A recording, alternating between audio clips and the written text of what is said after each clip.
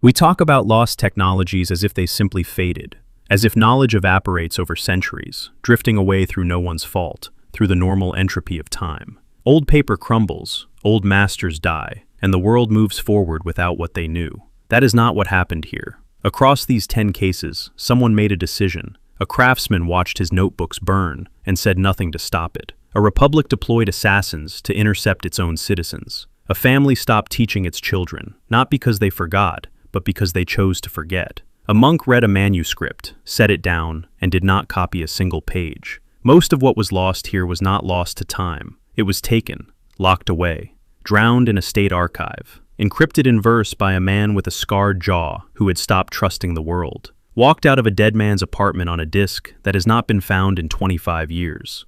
7 of these erasures are centuries old. One happened in 1999. That one is the one that should bother you. In 1291, the Republic of Venice announced a decision about fire safety.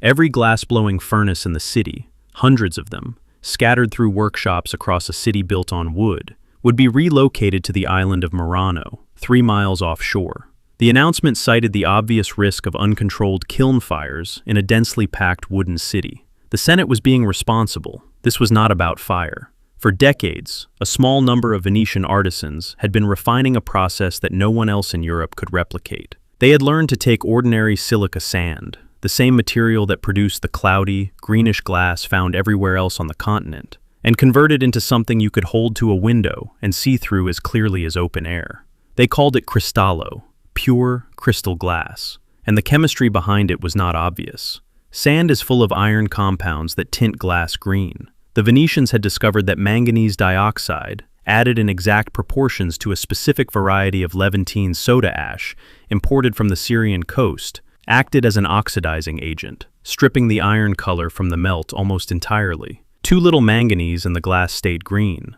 Too much and it turned violet. The working window was narrow. The men who had internalized that ratio were producing something with no European equivalent, and they understood exactly what it was worth. So Venice built them a prison they might actually want to live in. On Murano, the craftsmen received privileges unavailable to any other artisan class in the Republic. The right to carry a sword, noble titles, the right to marry their daughters into Venetian aristocracy. These were not casual gifts. In a city where class distinction governed every element of daily life, this was extraordinary elevation. In exchange, they were not permitted to leave the island. The Council of 10, Venice's intelligence and enforcement body, responsible for state security, issued standing orders regarding defectors. If a glassblower emigrated and began sharing techniques with foreign courts, the council's response followed a specific sequence. Contact the man's family, issue a warning, apply financial pressure. If that failed, agents were dispatched, not to negotiate, to kill. Historian William Patrick McCrae, whose research on Venetian glassmaking remains the definitive academic study, documents that the council actively monitored which foreign courts were offering money to lure craftsmen away. The offers climbed throughout the 16th century, from France, Austria, England. The Senate responded each time by raising the benefit level on Murano and tightening the cordon around it. At least 3 documented cases exist in which the council authorized what the records politely call extreme measures against craftsmen who had successfully reached France or Germany. 2 were reported dead within months of leaving Venice. 1 returned voluntarily after receiving a letter describing what had been done to his brother. Venice held the monopoly on cristallo for nearly 400 years. Then Napoleon invaded in 1797, dissolved the Council of 10, and opened the island. Within a decade, the technique had spread across Europe. Within a generation, it was standard. The secret was not impossible. It was guarded by men with swords and orders to use them. There is a marble slab in the Basilica of Santa Croce in Florence. The inscription reads, in Latin, "Here lies one who deserved better of nature, and who carried his secret to the grave. The man under that stone is Girolamo Sagato." And the inscription is not a metaphor. In the 1830s, Sagato produced something that modern biochemistry still cannot fully explain. Human tissue that had been transformed, at the molecular level, into stone.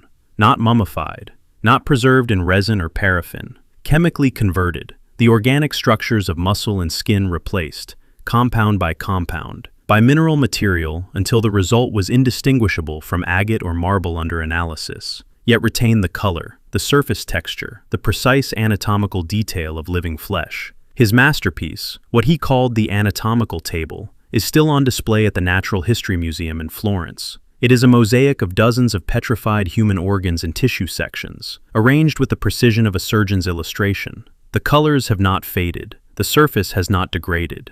After 190 years without formaldehyde, without hermetic sealing, without refrigeration, the tissue remains intact. No laboratory has successfully replicated the process.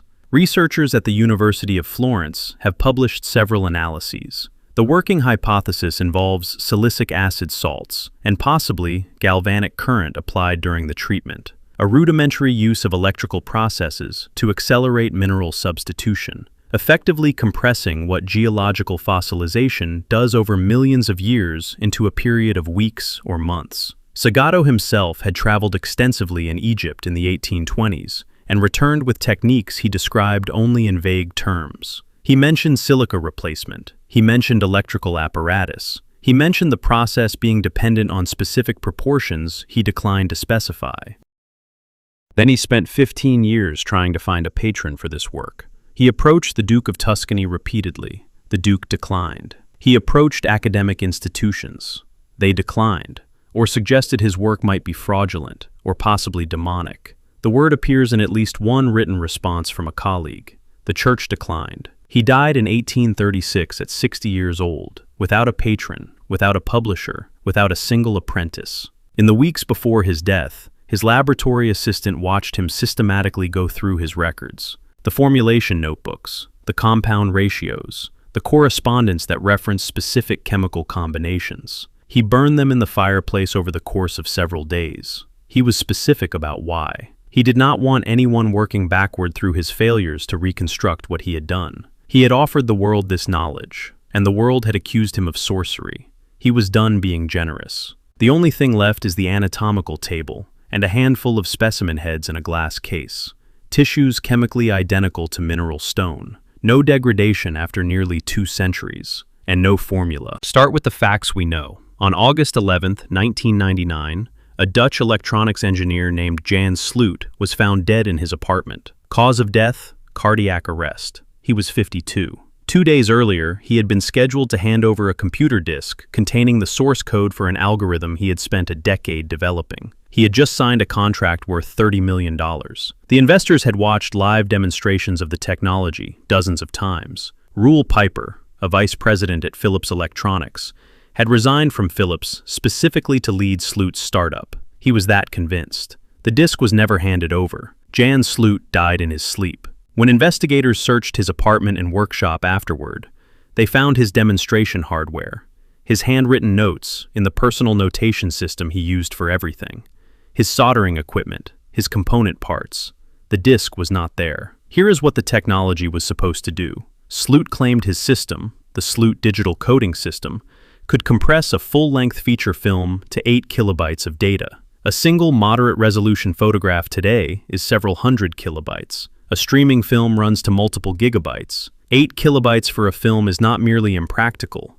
It violates the mathematical compression limits established by Claude Shannon in 1948, which define the theoretical floor for how much any given data stream can be reduced without losing information. Sloot's explanation was that he was not compressing data in the conventional sense. He described the system as a key to a library. The decoder unit contained within it a complete dictionary of all possible sounds and visual patterns, and his algorithm produced only the index codes pointing to the correct entries. The film was not stored on the disk. The instructions for reconstructing it were. Whether or not this is mathematically coherent is still being debated by people who work in information theory. What is not debated? Piper watched 16 films play simultaneously from a single smart card. Philips executives watched it. Oracle representatives watched it. A contract for $30 million was signed. And then, Sloot had a cardiac arrest, and the disk was not in his apartment. No investigation was opened. No toxicology result was contested. The investors lost their money. Piper gave interviews for years afterward, each time saying the same thing. He had no explanation. The Dutch documentary that investigated the case in 2004 reached the same conclusion. The disk's disappearance remained unexplained. No known enemies, no debt, no unusual contacts in the weeks before the signing.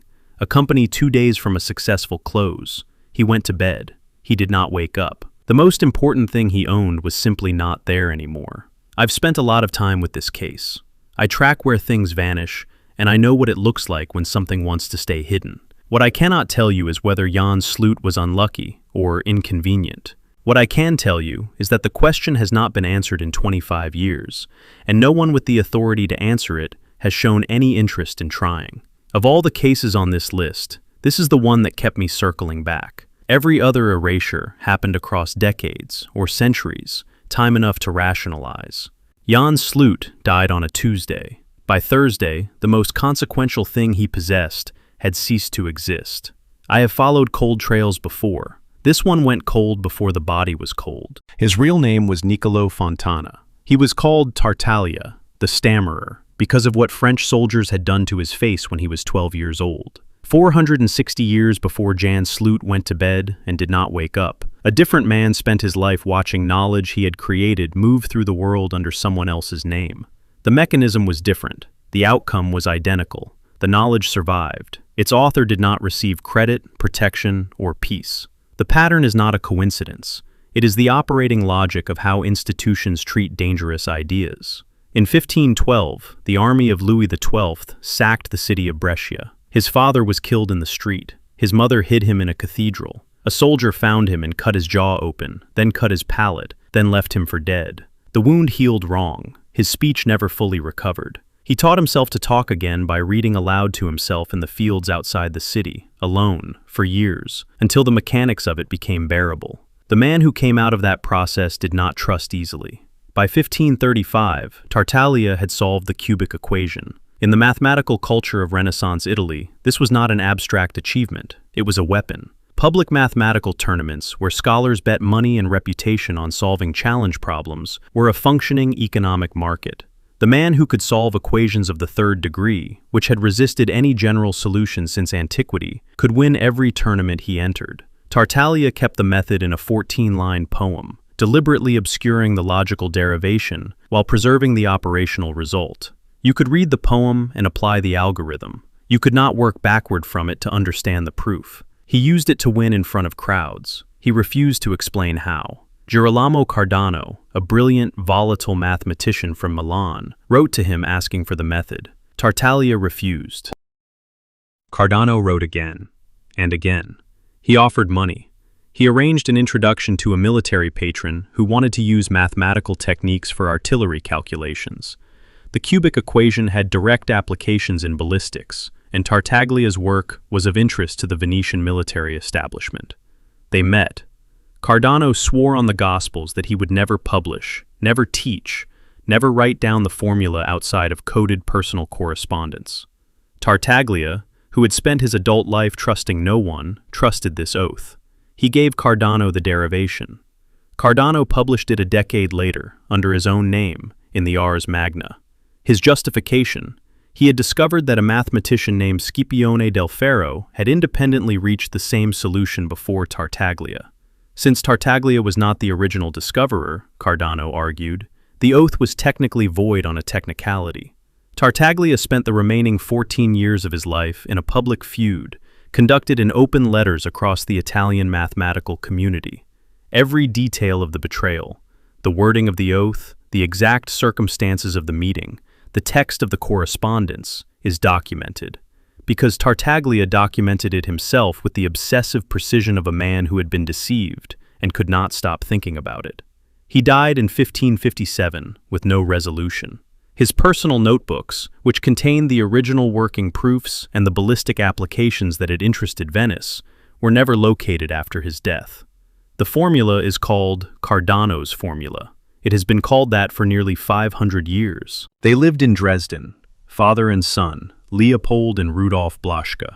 They made glass flowers, not decorative approximations, scientific models. Every petal, every cell structure on the surface of a leaf, every interior reproductive organ, reproduced in glass with accuracy that exceeded any botanical illustration of the period. Their models of marine invertebrates are still used by biologists today as reference standards.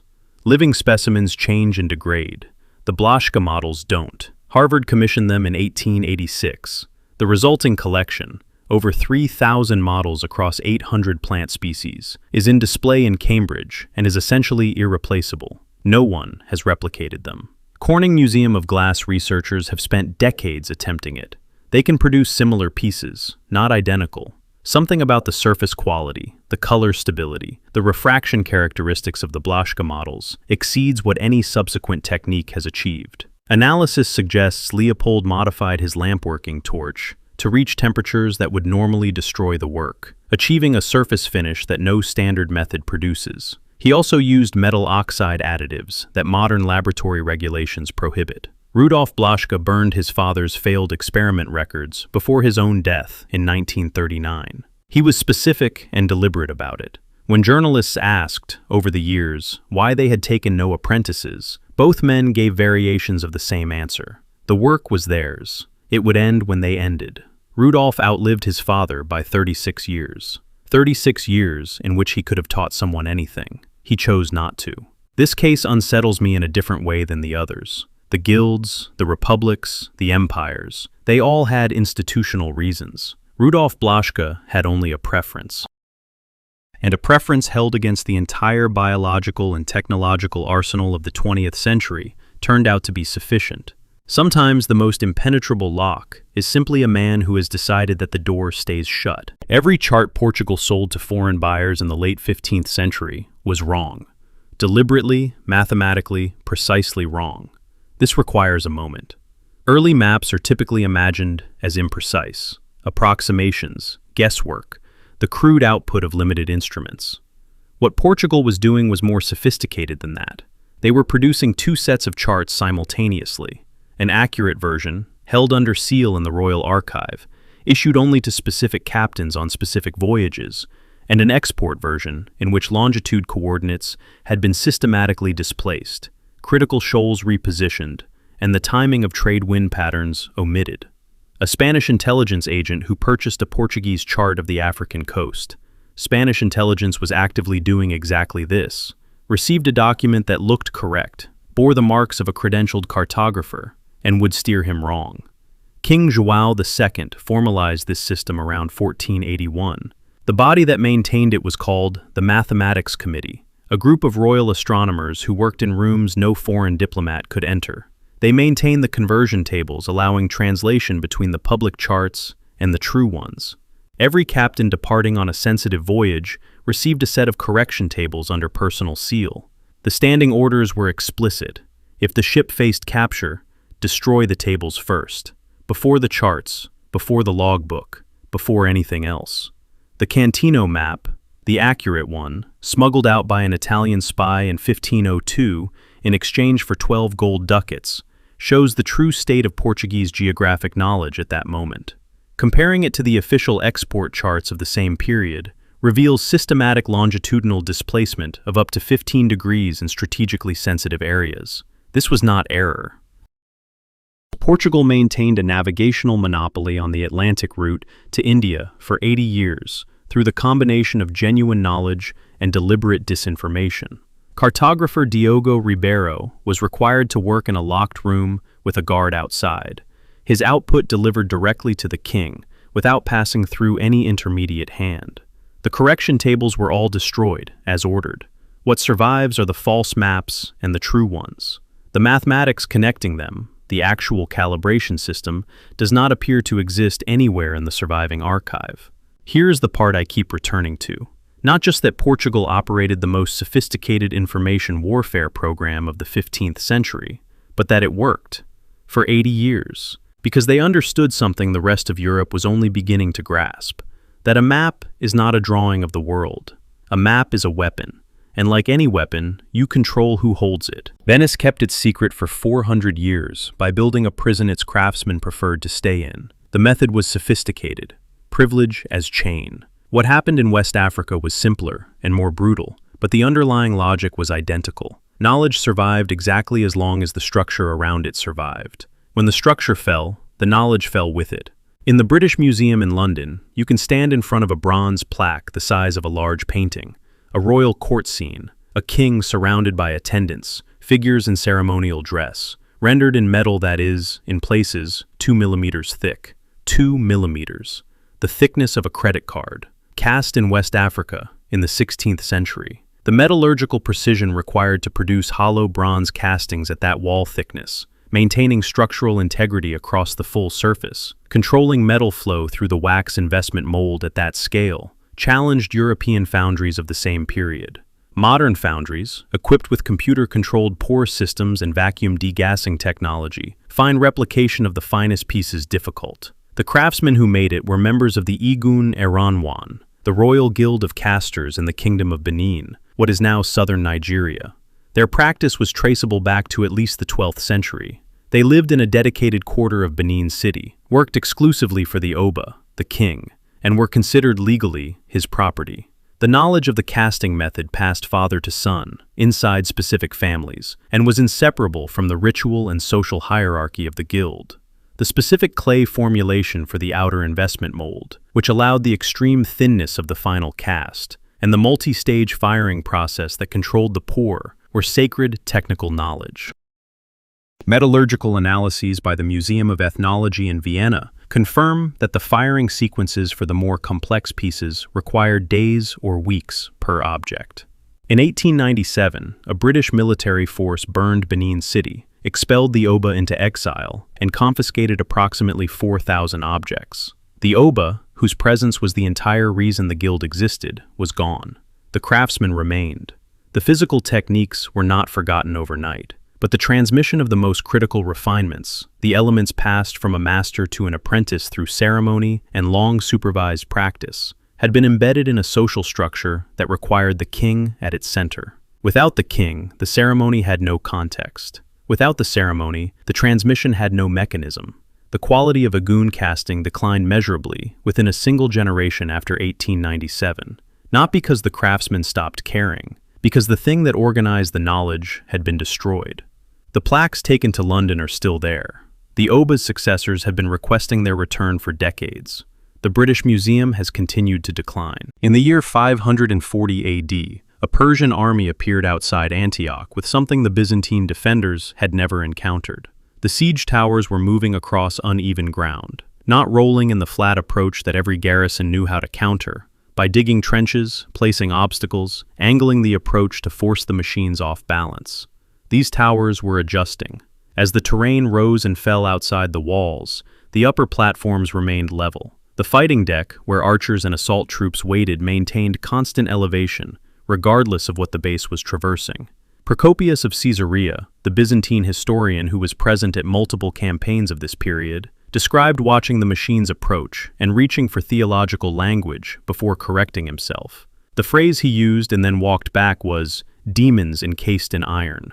He tried to describe what he was actually seeing, admitted he did not fully understand the mechanics, and moved on. What the machines contained was a system of weighted pendulums connected to hydraulic compensators that redistributed the tower's load automatically in response to tilt. The engineering core of the Sasanian Empire, the Artaxerxes, had been developing these systems over at least a century at their institutional base in the imperial capital of Ctesiphon. They maintained written treatises, technical instruction, and a continuous tradition of military engineering that made them the most sophisticated such institution in the ancient world.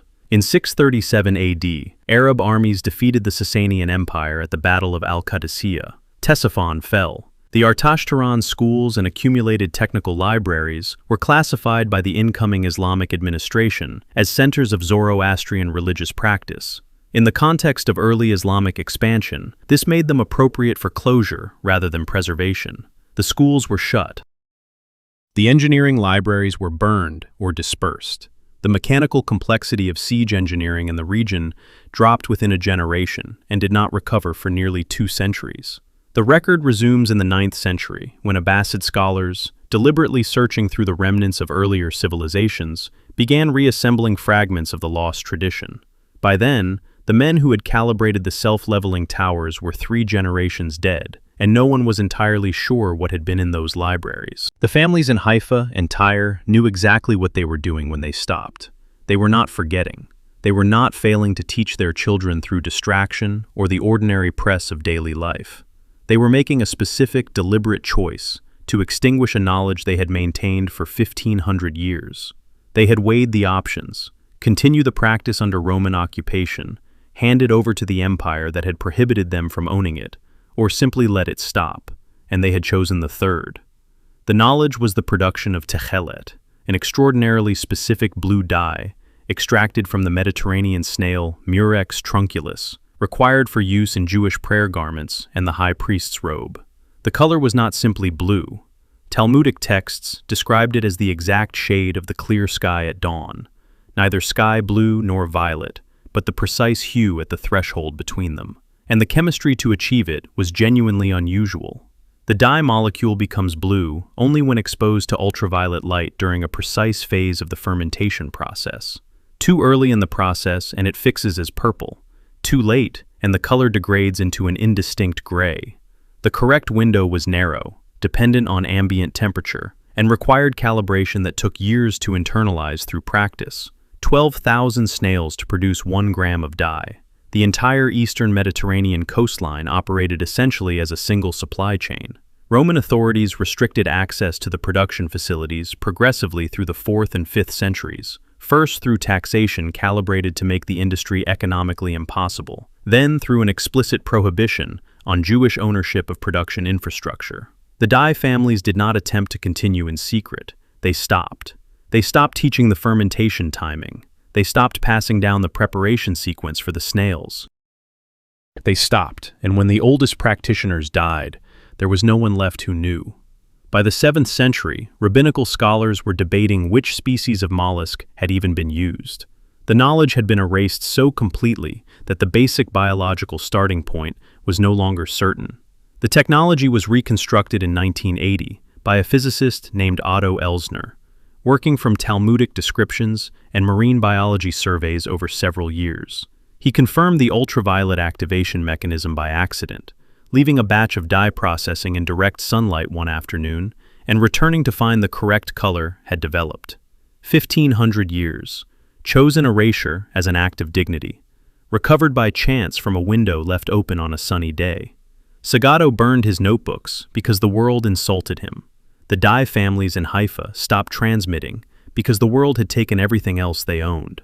The mechanism is different, but the mathematics is the same.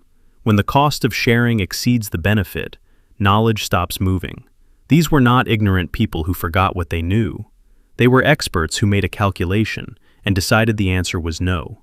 The people who carried this knowledge chose to lose it rather than hand it to the empire that had taken everything else.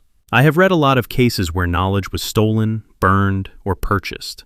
This is the only one I've found where the keepers themselves decided the world did not deserve it. I don't know whether to call that brave or devastating.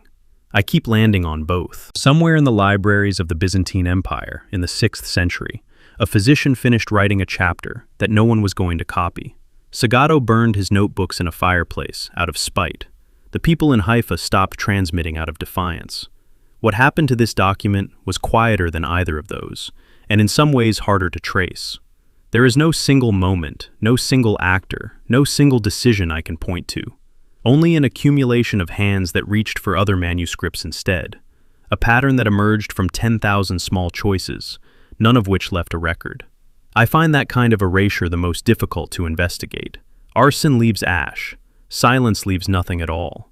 His name was Aetius of Amida. Comes obsequii, a senior imperial official attached to the court of Empress Theodora. He compiled a medical encyclopedia called the Tetrabiblon, 16 books drawing on sources that no longer exist anywhere else. Books 1 through 15 circulated extensively. They were copied in monasteries, translated into Latin, transmitted to Arabic scholars, preserved across a dozen archives. They are a primary source for our knowledge of late antique medicine. Book 16 was not copied.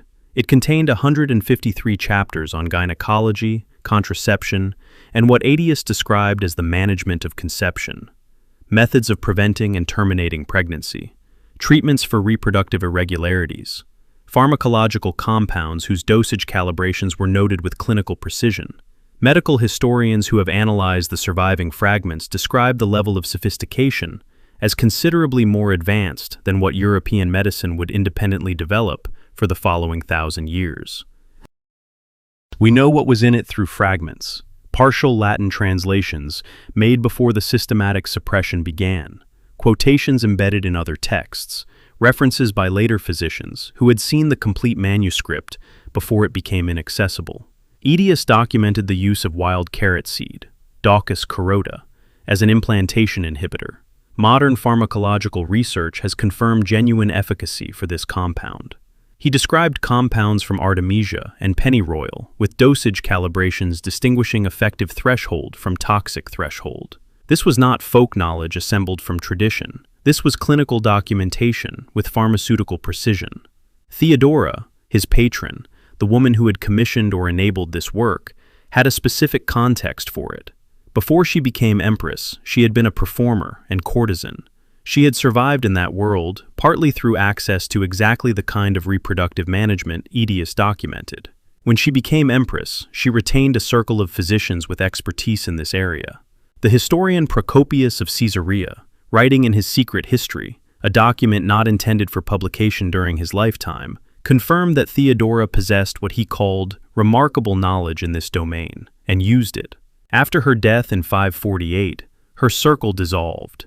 The Tetrabiblos remained in the imperial library, and at some point in the decades that followed, the monasteries and scriptoria responsible for preserving Byzantine texts began the process of selection. Texts were evaluated. Theological acceptability was assessed. Book 16 of the Tetrabiblos did not pass. It was not burned. There is no record of anyone ordering its destruction. It was simply not copied. When existing manuscripts wore out, no one reproduced them. When libraries were disrupted by the wars and fires and political upheavals of the following centuries, no one made Book 16 a priority for reconstruction. The monks who preserved Byzantine learning for the medieval world were not ignorant men operating by accident. They understood what they were copying and what they were not. The gaps in the Tetrabiblos transmission are not random. They follow a specific logic. The chapters dealing with female reproductive control were omitted at rates far higher than any other category of content. 153 chapters, not burned, not confiscated, simply set aside, over and over, by men who had other things to copy. The knowledge Aetius documented may well have survived for centuries in practical use among the women healers, midwives, herbalists, specialists in reproductive medicine, who operated outside formal medical institutions. That knowledge was eventually suppressed through other processes, through the persecution of folk practitioners across medieval Europe, through the consolidation of medicine in institutions that did not serve women's interests. But the clinical record, the systematic documentation that would have allowed this knowledge to survive as a formal medical discipline across centuries, was erased. Not dramatically, not with fire. With the quiet, deliberate motion of a hand that copies around a text until the text ceases to exist. 10 cases, 10 technologies that the world lost, not through failure, but through decision. Not all of those decisions were made by enemies. Some were made by the craftsmen themselves, men and women who looked at the world that had mistreated them, or exploited them, or refused to fund them, and said, "No, you don't get this." The families in Haifa made that choice. Sagato made that choice in a fireplace in Florence. Rudolf Blaschka made that choice every single day for 36 years. The pattern that runs through all 10 is not conspiracy. It is something colder, the intersection of knowledge and power, and the consistent discovery that knowledge is only preserved when someone with power has an interest in preserving it. When that interest disappears, when the empire falls, when the Oba is expelled, when the patron withdraws, when the state no longer needs the secret, the knowledge follows. Most people hear that a formula was lost or that a technique disappeared and accept it as natural. The way you accept that species go extinct, the way you accept that things end. They don't ask who made that happen. They don't look for the hand behind the accident. You did. 10 cases in, you're still asking who decided. That's not a passive audience. That's an investigator. Pick the case that bothers you most. Leave it in the comments and tell me why it matters. The argument that makes the most specific case, not just which is saddest, but which loss changed the most, gets pinned. There are 3 items that didn't make this list. If you can name one of them, I'll cover them in part 2. Subscribe if you want to be there when that drops.